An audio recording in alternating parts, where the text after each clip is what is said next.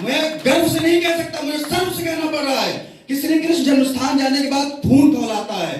21 सितंबर 2020 को मेरी पहली गिरफ्तारी हुई थी आपकी सरकार में। मान लीजिए मैं जेल गया था 22 लोगों के साथ, मेरे साथ जेल के कई साथी यहाँ बैठे हैं, अमित जी बैठे हैं, 21 दिन मेरे साथ जेल काटे थे। तब समाजवादी पार्टी के लोग कहते थे कि ये भारतीय जनता पार्टी के एजेंट हैं। कितना पैसा दे दिया भारतीय जनता पार्टी ने हम लोगों को। बार बार समाजवादी पार्टी के कई प्रवक्ता, कई नेता चिल्ला चिल्ला के कहते थे कि भाजपा का पोषित एजेंडा है। अरे धर्म की बात करना, अपने आराध्य की बात करना क्या भाजपा का एजेंडा हो सकता है? सभी कभी आप यादवों को मुसलमान बनाने की राह पे ले जा रहे हैं क्या? यही इतिहास था हमारा। जिन मुगलों से हम लड़ते आए, जिन अंग्रेजों से हम लड़ते आए, जिन औरंगजेब, बाबर, अकबर से लड़ते आए, हम लोग यादवों का मुसलमान बनाना चाहते हैं, उनकी गुलामी कराना चाहते हैं हमसे। हम लोग नहीं कर सकते। और मैं आप लोगों से हाथ जोड़ के विनती करता हूं, हमारे आराध्य भगवान श्री कृष्ण हैं। आप लोगों को अगर अपने गौरव को, अपने मान सम्मान स्वाभिमान के साथ खिलवाड़ नहीं करना, उसको जिंदा रखना है, तो आप श्री कृष्ण जन्मभूमि ज्यादा से ज्यादा संख्या में जाइए।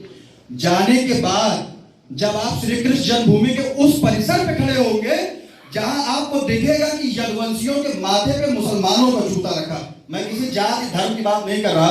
बहुत से लोगों को लग रहा होगा कि मैं हिंदू मुस्लिम की बात कर रहा हूं। ये बात हिंदू मुस्लिम की नहीं है, ये बात हमारे आराध्य देव भगवान श्री कृष्ण के मान सम्मान स्वाभिमान की है। अगर जब श्री कृष्ण का ही सम्मान नहीं रहेगा तो तुम यादवों का क्या सम्मान?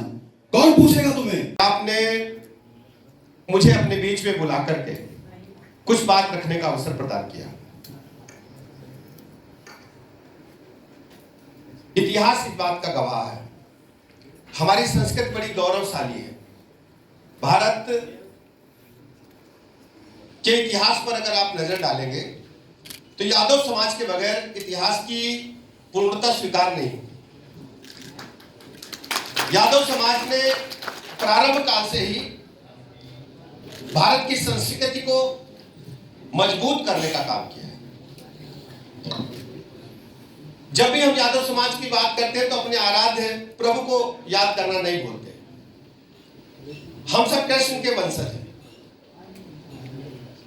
और सौभाग्य कहिए कि हमारे माता पिता ने जन्म के समय मेरा नाम भी भगवान के नाम पर ही ब्रजेश जी रखने का काम किया।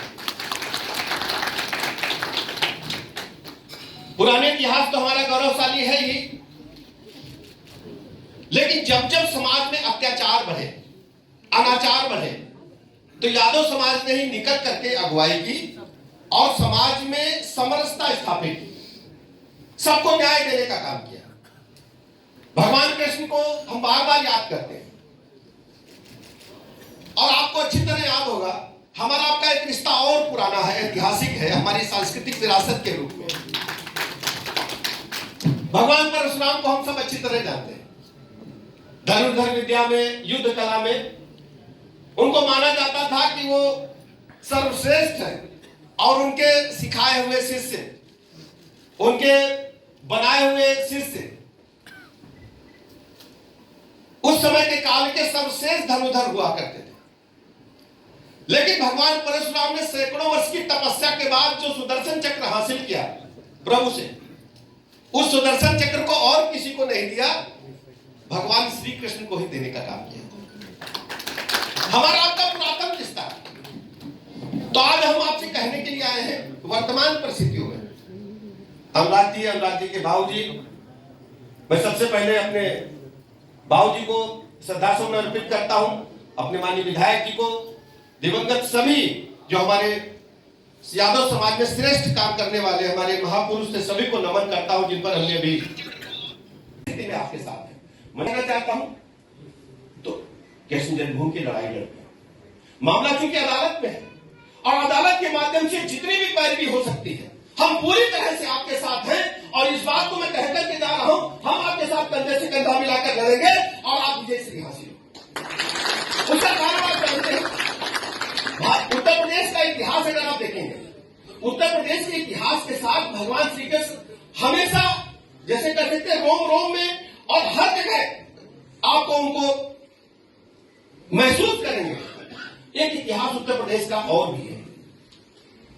हम कोई राजनीतिक बात नहीं करना चाहते थे, लेकिन सच्चाई है तो उसको प्रकट करना भी आवश्यकता है। जो राम का नहीं हुआ वो कृष्ण का कैसे हो सकता है? आप मेरी बात को समझ रहे हो? जो प्रभु राम का नहीं हुआ वो कृष्ण का कैसे हो सकता है, और जो कृष्ण का नहीं हुआ वो यदुवंशी कैसे हो सकता है?